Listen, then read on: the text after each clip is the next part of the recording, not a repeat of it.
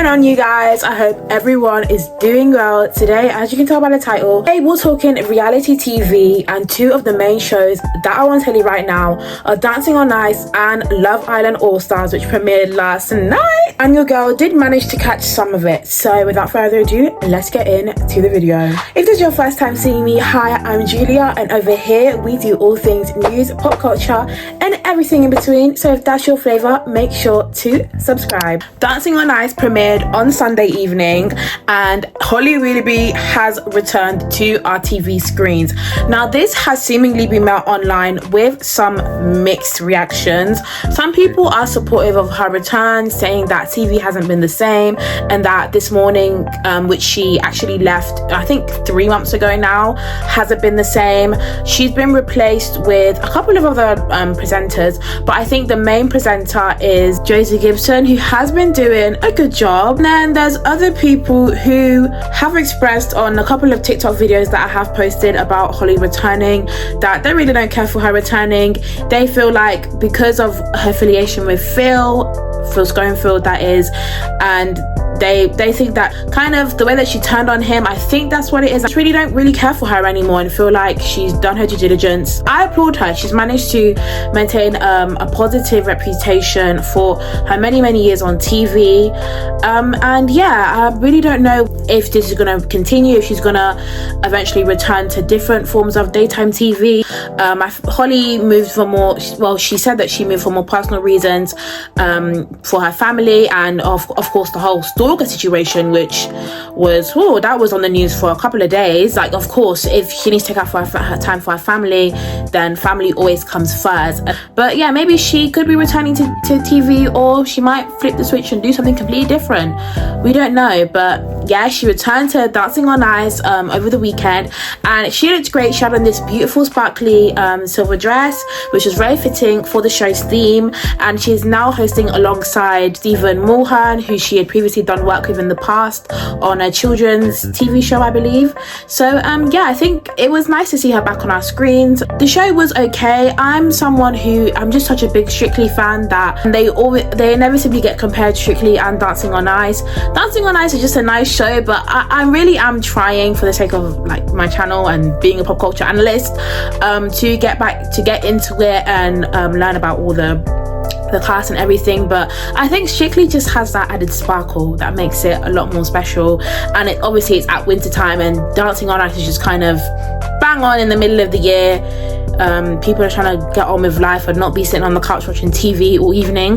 But yeah, overall the show is okay. The launch was great. Some of the cast include previous Love Island star Amber Davies, and the same set of judges, which includes Oti Mabuse, Ashley Banjo, Jane Torville, and Christopher Dean. Now moving swiftly on to Love Island All Stars, which I'm sure many people clicked on this video for. And they're like, we love Dancing on Ice, but come on, I think Love Island tops it. A fresh new season and version of the show premiered yesterday, titled Love Island All Stars, which is basically like a spin-off of the show where they bring back old iconic people that were on the show before, and it's like a new version of the show which is replacing the Love Island Winter edition, which I think they're phasing out. That includes Georgia, who is known for her catchphrase "I'm loyal," which she made it known in her entry video she won't be saying anymore. I'm known best for "I'm loyal, babe."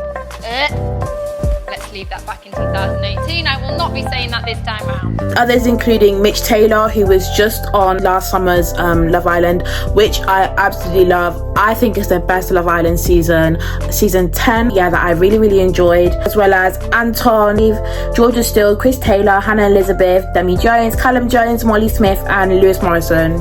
I think the main talk was Liberty and Jake. Apparently on their season they were together and then they broke up, which was very awkward when Liberty entered and saw him. Update: Jake has actually left altogether just after a couple of days of being in the villa. Yes, the tension was just too much. And then them two actually ended up being paired together by the public, which is kind of predictable. Like, if they were exes, like, that's just so predictable. Like, they should have done something a little bit interesting. Them two being coupled up was so predictable in my opinion. season. Apparently Jake was really shocked to see Liberty in the villa and didn't expect it at all. I always have an inkling of a feeling that they kind of know what's going to happen before they go in, but I think with Love Island, it's one of the very few reality shows that is actually reality. Like, despite most of it being like a little bit like coerced, and they do try to encourage drama, it's one of them very rare reality shows that most of the reactions and things that go on are authentic. Moving quickly on to the coupling up stage, which is a Love Island standard. Within the first half of the show, they usually are asked to couple up, and this time around the girls were asked to choose which boy they fancied the most, and Chris was chosen by 3 of the girls, not 1, not 2, but 3, so he's clearly a favorite.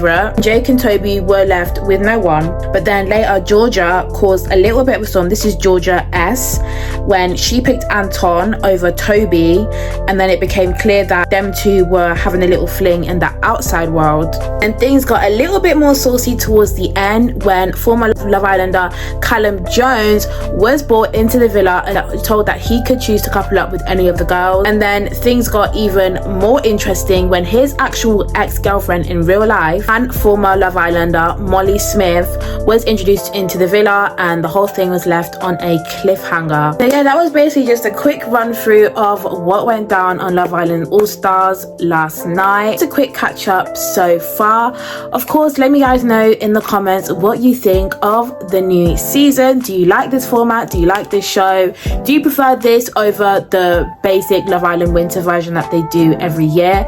I kind of thought that they were going to dial it down and just have the summer version of the show, because it was becoming a little bit of Love Island overload. I only started watching Love Island again last year in the season 10 summer edition of it, which I really enjoyed, but the years before that I just kind of like logged out a bit because I was just a little bit, I don't know, I just wasn't really feeling the show anymore. It just felt a little bit like copy and paste, like the same routine over and over again.